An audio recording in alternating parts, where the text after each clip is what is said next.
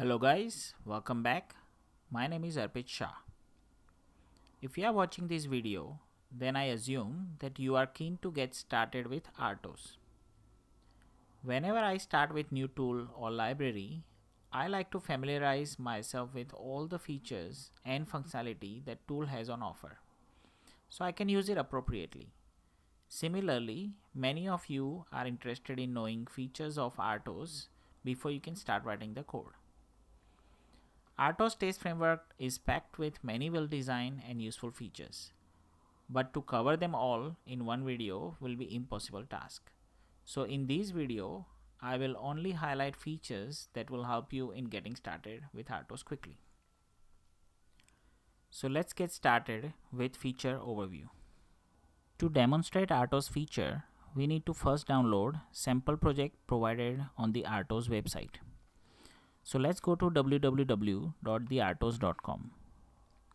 Once you see the home page, click on the documentation link and click on the download button, which downloads the zipped up Maven project.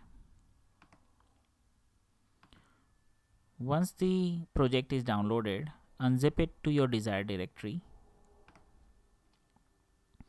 and using your preferred IDE, import that as a Maven project.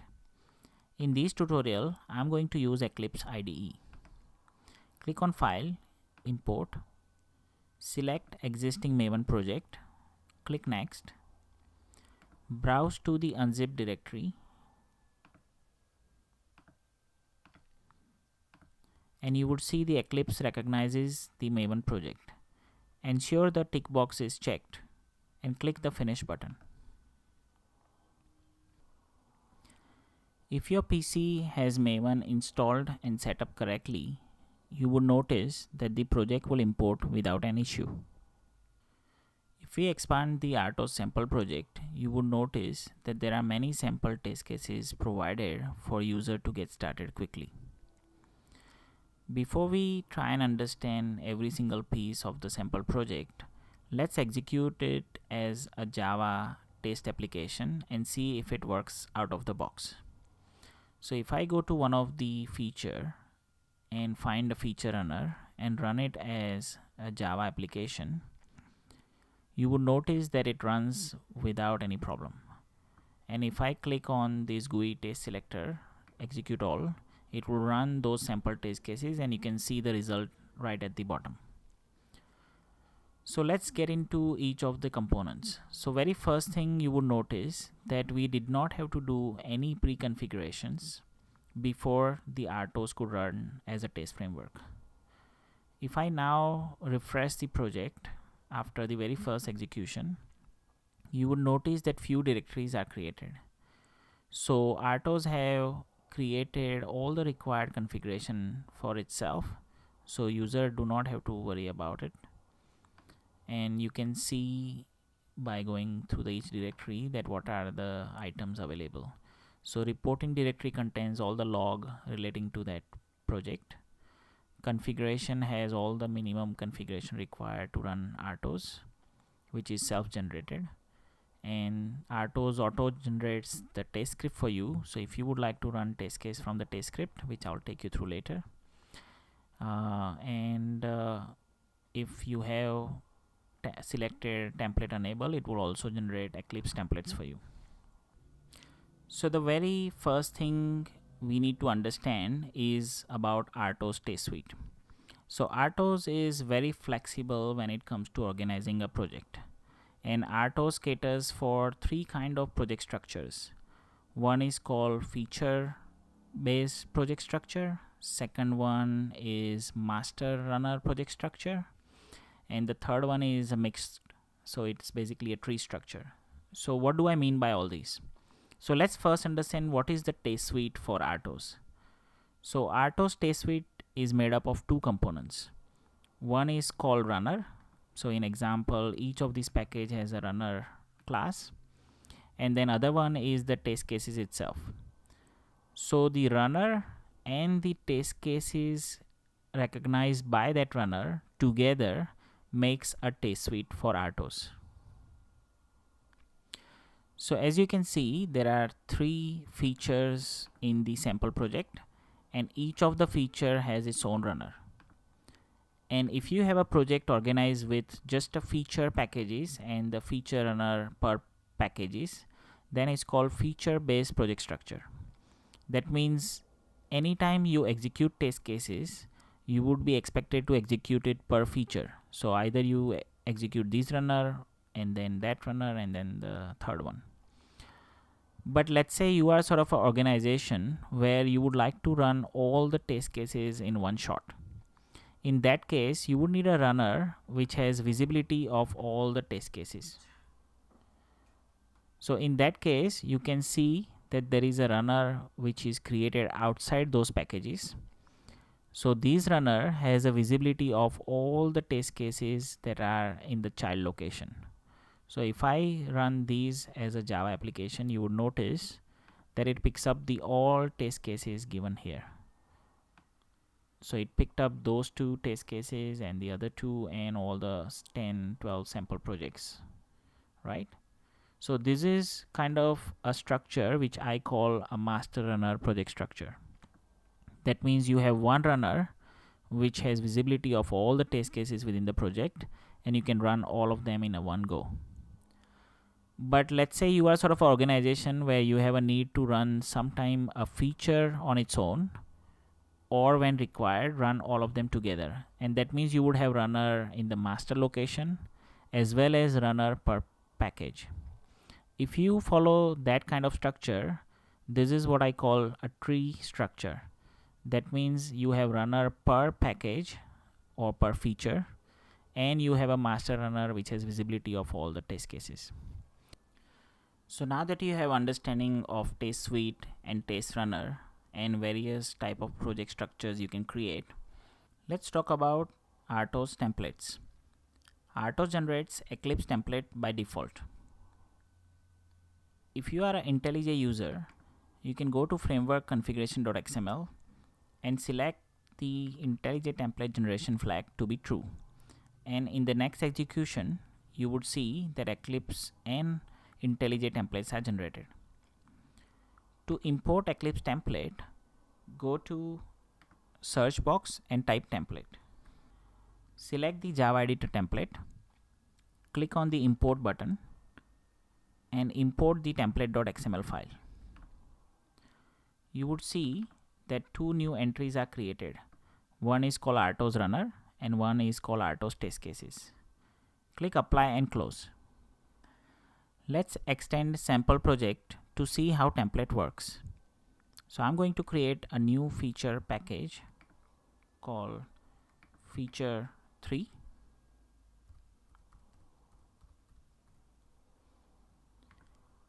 Each feature requires a runner. So let's create a class called feature runner.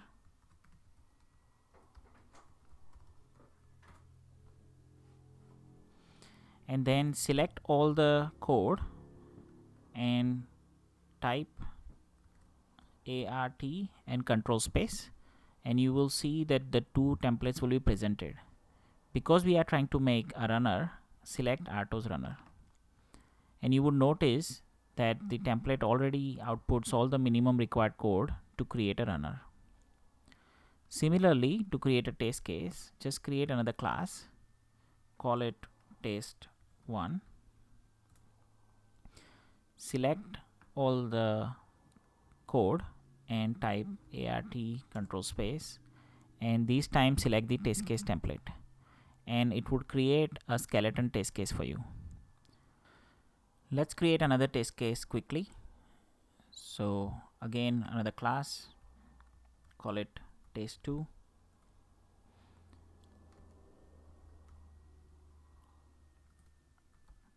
Using the template, select the test case, and let's try and run it. And if we run it, you would see that it will pick up all the 2 test cases created by us, test1 and test2. So let's stop execution for a second. So how does the runner recognizes the test cases? So let's go inside one of the test case. So test case is recognized by this annotation called test case. So any public class which has test case annotation and implements the test executable interface, then that class can be recognized as a test case by the runner. Test case could contain one or more test units, which is recognized using unit annotation. The runner contains the main method and at least these 3 lines of code. One thing you would notice while creating a test case using a template, that each test case is annotated with this extra annotation called a test plan. So let me quickly explain to you why test plan is there in the first place. So as a Artos team, we recognized that long running test projects sometimes gets disconnected from the test plan. To avoid this scenario, we encourage user to write a test plan within a test script itself. We also recognize that many people write test plan using a gherkin scripts, which means using a keyword like given, when, and then. So we created attribute called BDD, which will allow you to write a test plan in a single string format. So if you can see on the screen, I have written a simple BDD test plan using those keyword given, when, and then. So both of the test case has test plan written same way. So if I execute the test cases, you would see that in the log file, it will print the test plan before each of the test execution. That way, the person debugging the test case do not feel disconnected. At the same time, they can read the test aim very quickly. You will also notice that even though we wrote a test plan in a flat string manner, when it gets printed, it gets auto formatted into per line keyword. That means each of the keyword will be capitalized and new line will be added before that. So for a user, it will be very easy to read. Also, you can see all the other information that user has provided. So now you know how test plan feature can be used. Let me introduce you to the new feature called before and after. So let's consider a scenario where you would like to execute few line of code before the execution of test suite is started. In that case, Artos has a feature called before test suite. So if I open one of the sample runner, you can implement a method with whatever name you would like and then annotate it with before test suite. If you annotate it with before test suite, the Artos will run this method prior to executing the test suite. Similarly, if you have some line of code to be executed after test suite is completed, that could be a cleanup, let's say, you can implement a similar method and annotate it with after test suite and put your line of code within that method, and Artos will run it after each test suite execution is completed. Similarly, let's say you have a prep and cleanup required to be done before each of the test case. So in this feature test suite, we have 2 test case. Let's say we want to do some steps before each of the test case and after each of the test case. You can similarly implement those method and annotate it with before test and after test.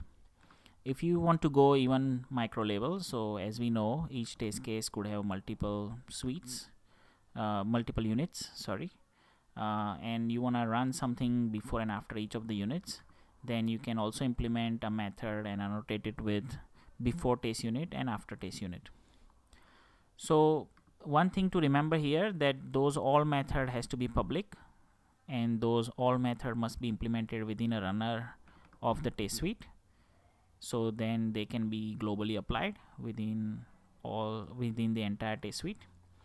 All method takes test context as an object, so certain rules you must follow to be able to make it work properly. And if you follow those rules, that means they all method will be globally applied and executed correctly in a right order. Now let's say there is a case where you may want to run some prep and cleanup around each of the test unit, but that is unique compared to all the other test cases. So Artos also supports these annotation in a local context. So you can implement the method within a test case called before test unit and after test unit and annotate it appropriately, and then those two methods will only be executed around each of the unit within this test case. So if you have a 3 units, it will execute before and after each of those 3 units, but these won't apply to test case 2, for example. So now you know how to use before and after globally, and you can also use it locally. So let's execute this runner just to show you as an example.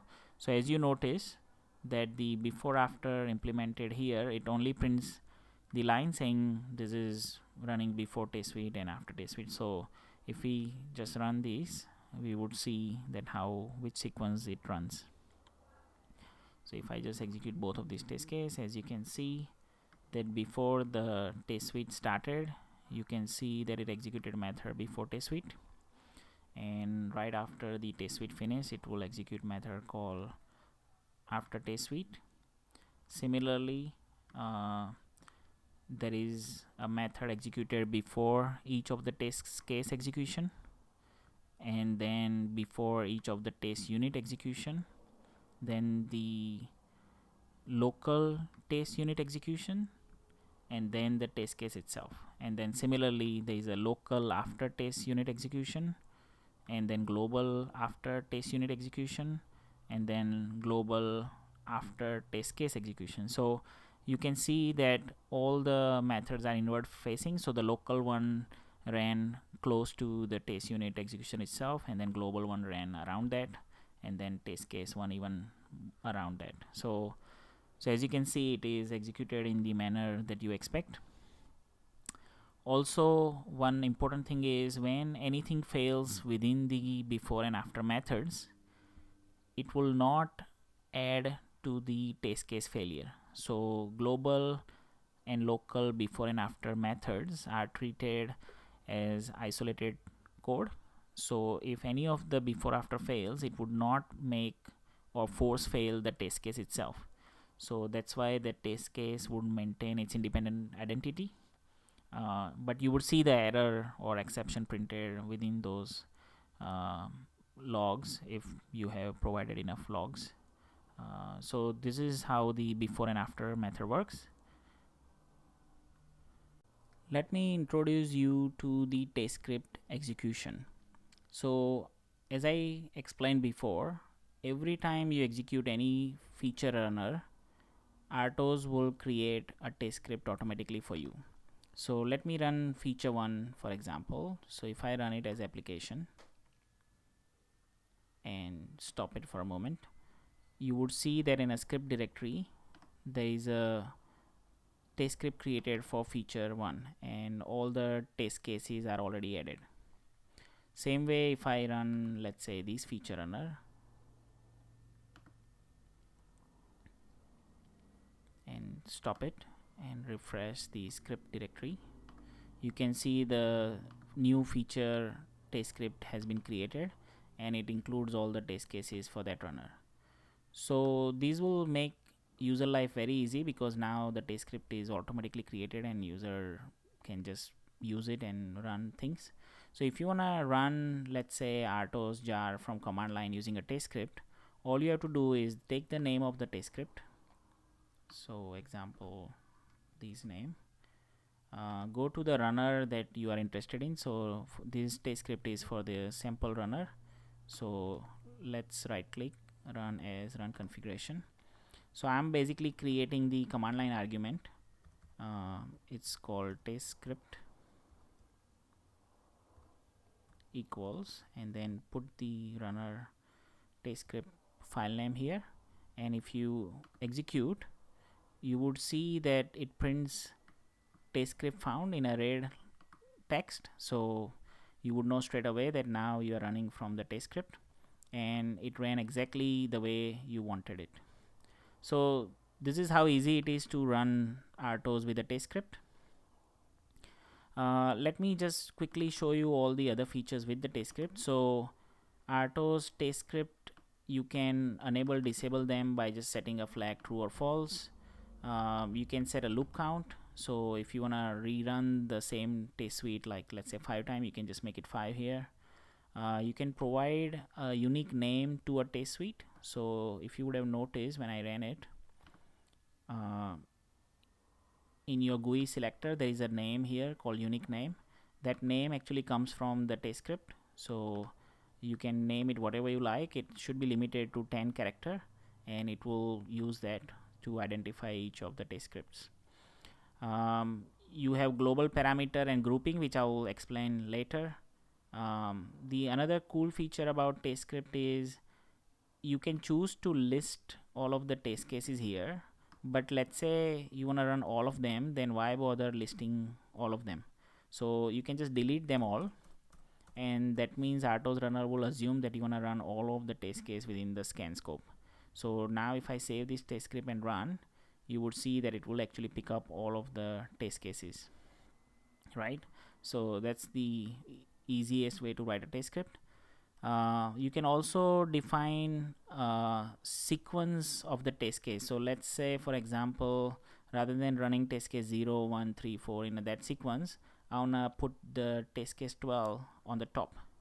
So you can just move them up here, and Artos will automatically understand that, and you will see the number 12 is now on top. So basically test script overrides any of the sequencing provided using the test case and use the sequence provided in the test script. If you don't provide this test case list here, then it will use the sequence provided in the annotation. So you can provide a sequence number within the test case annotation, and it will use that sequence for ordering the test case. Artos supports parallel testing using a test script. Let me show you how. So if you see the test script shown on the screen, it currently contains only one test suite. If we copy this test suite object and paste it within the same test script, that means now we have two test suites. Artos will recognize those two test suites and it will run it in parallel threads. To make sure that we can identify them as a different threads, let's provide each of them a unique name. So let's call this one suite 2 and this one suite 1. If I run that code now, you will see that Artos will launch two different GUI selector, and they all can be executed independently. Not only you can run test case in separate threads, you can also have a suite behaving quite differently. So for example, you may want to run all test case in this suite, but you only want to run, let's say, only two test case in this suite, which can easily be done by modifying the test script quickly. And let's execute it again, and you can see that one suite has now a different list of test cases, and the first one has all of them. You can also cancel one of the test suite and it doesn't affect the other test suite execution. You can cancel them both and Artos will handle it fine. The other thing you would notice that each of the test suite has its own global parameters. So while we are at it, let me also explain what global parameters are used for. So let's say you are testing two different products. That means your connector need to connect to one product using, let's say, different IP. So you can store your IPs in these global parameters, which are essentially a string key value pairs. So let me call this product IP as 192.168.3.1, and IP of this product is, let's say, 192.168.3.2, and let's say this product download path is different to the other product.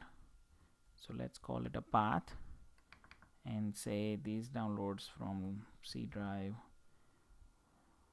XYZ, and these download path might be different, so let's call it mdrive xyz. So this is how you use global parameters. So you can define as many global parameters as you would like, and they will be dynamically injected to the context object, which is also unique per thread. So for example, if you are executing this test case and you would like to have access to this IP address parameter, we can access it by saying context.get global object and define your string, and you can print it out. So I'm gonna print out system error, so we can see that in red. And because these are raw objects, you can cast them to the variable that you would like. So if we execute this test script and let's run these one where only 2 test cases are being run, and if we scroll up, you can see that it printed out the IP address for the second suite. If we do the same thing with the first one and execute selected, you will notice that that thread also executes and pull out its own IP, which is 3.1. So as you can clearly see that they both are very unique objects and they don't interfere with each other, and both thread runs independently. Now that we know how to run test script, let's talk about test sequence. Artos' preferred way of defining test sequence is using the annotation. Test case sequence can be defined using a test case annotation, and unit sequence can be defined using unit annotation. Once sequence is provided, Artos runner will sort them accordingly and execute according to their defined order. Artos runner does these little smartly, then blindly applying those test sequences. To demonstrate that, let me run the master runner. So master runner has visibility of all these test cases. Now whenever people write test cases, they would define a sequence starting from 1, 2 and onwards. So this feature has sequence defined as a 1, 2. This feature has sequence defined as 1, 2 as well. And sample runner also has a sequence defined from 0 all the way up to 12. Now if Artos runner blindly aligns all the test case with sequence 1 together, then those test suite will be broken. So Artos does sorting per packages. So as you can see on the screen here, the first 2 test case are from the first test suite, and then similarly the 2 test case following are from the second test suite, and then rest of the test cases as per third test suite. So even though the test cases are sorted according to their sequences, each test suite test cases are kept together to ensure the dependency is not broken.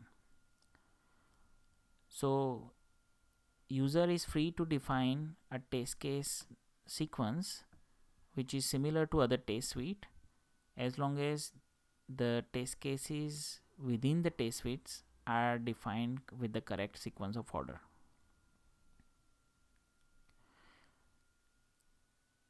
Test sequence can also be overridden by using the test script.